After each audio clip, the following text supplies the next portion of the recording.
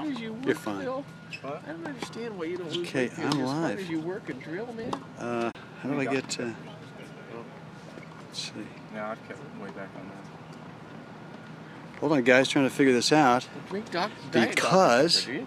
No, I don't like it. I think the diet stuff's just as bad. Yeah, as Here we go. kills you. Yeah. There we go. Okay, here we go, Jimmy. All right. Right here. Just hold it right there. Just hold it right there. Okay. Do I have to hit the button to start? No, it's already started, I think. Oh, okay. It's already started. Get both of you in, and I got to get back a little bit for both of you to That's get fine. it. Okay. I'm cool.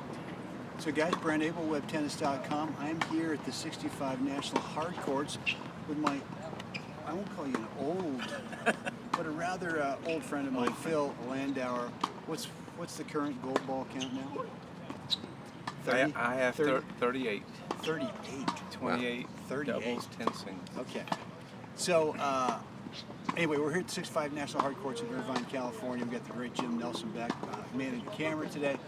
But I just wanted to talk to Phil a little bit about this mindset sometimes we get in a match, whether it's singles or doubles, and you know, we get behind and we're playing against someone that we really think we should beat. And what happens way too often is we start building up this story that we start believing ourselves as to why, if we lose this match, what we're going to tell ourselves or what we're going to tell our buddies when we're done, as opposed to, you got to keep the faith sometimes that stuff can turn around without you having to go from where you are now to playing like at Federer level. So what's that mindset for someone like that? I have no clue. No, I can tell you what I think, but I battle that myself, because I think what happens, you're playing somebody you think you should beat or have beaten before, and you feel pressure to win the match, and all of a sudden you miss a couple, and they start bleeding a little bit, and it just builds and builds.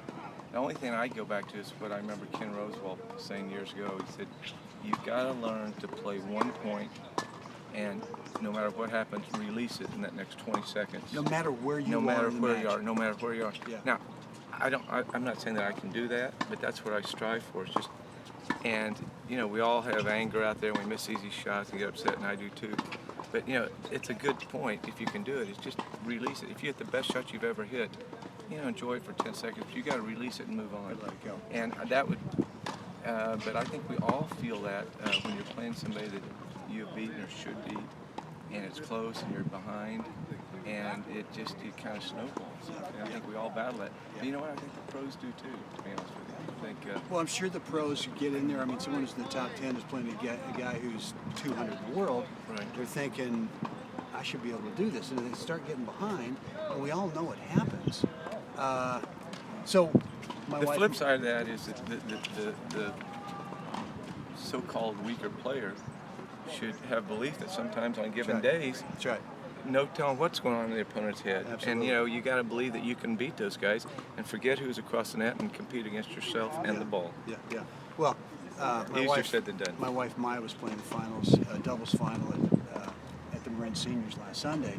They lost the first set. They got down 5-2 in the second with the other girls serving. And they could have gone, hey, you know, we got to do something spectacular here. And what happened is the other server over there, she threw in a couple double faults. She missed an easy first volley. Her partner missed an easy overhead.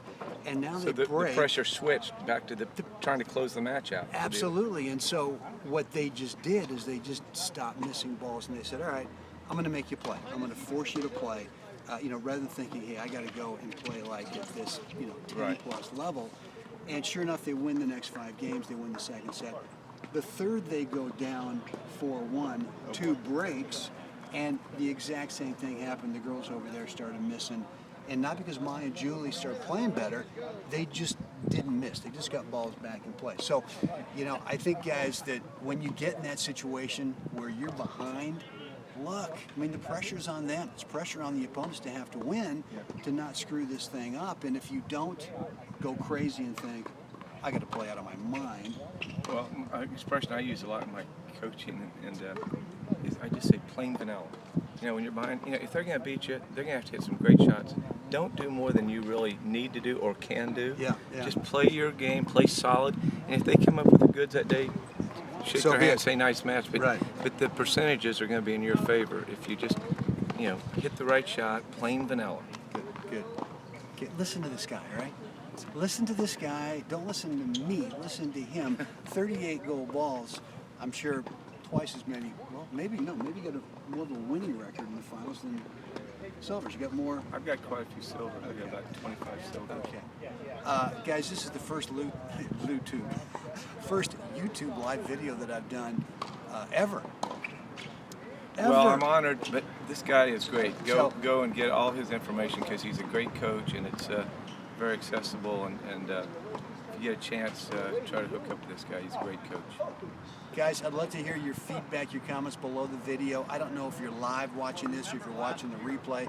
Whatever it is, right below the video in the comment section, let me know what's on your mind. And as always, come on now, get out there somewhere and make it a spectacular day. Jimmy! That's cool. Thank you, guys. Look at you, man. He's coming in. Hey, man. He's our stage crew, man. All right. Are we still shooting? I guess, probably. I don't know. My son and wife play father son sometimes, or mother daughter, mother son sometimes. Yeah. Okay. I'm trying to get him to go up to. I think today's the deadline for the one up in Detroit, the grass.